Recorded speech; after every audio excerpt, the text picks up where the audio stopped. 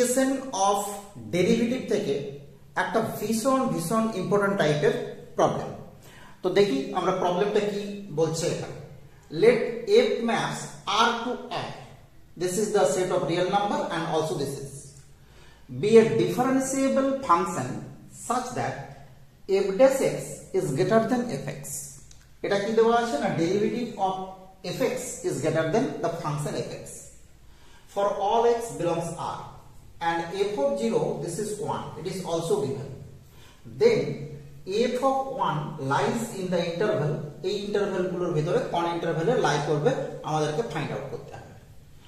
তো লক্ষ্য করো, আমরা যদি এরকম ভাবে ভাবি যে এই যে f dash x this is greater than fx আছে, আমরা প্রথমে কি করলাম, এটাকে ইকুয়ালিটি করে একটা ইকুয়েশন তৈরি করে নিলাম।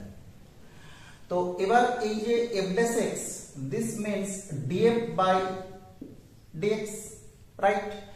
তো এবার দেখো df by f this is dx। এবার আমরা যদি বোথ সাইডে ইন্টিগ্রেশন নিয়ে নিই, ইন্টিগ্রেশন নিলে দেখো আমরা পেয়ে যাব কি, this is log f of x and right side is x plus an integrating constant capital A, right? এবার দেখো এখানে আমাদেরকে কি বলা আছে, একটা কন্ডিশন দেওয়া আছে f of 0 this is 1।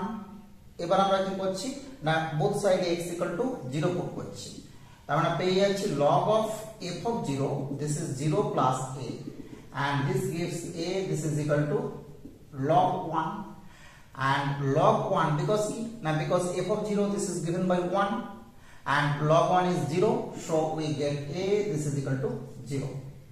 তাহলে দেখো আমরা এই যে কন্ডিশনটা, এই কন্ডিশন থেকে কি পেয়ে গেলাম, এই কন্ডিশন থেকে পেয়ে গেলাম log of f of x this is equal to x and this gives f of x this is e to the power x, clear? তো f of x যদি e to the power x হয়, আমরা বুঝতেই পারছি যে f of 1 কি হবে, f of 1 this is e to the power 1, this is e।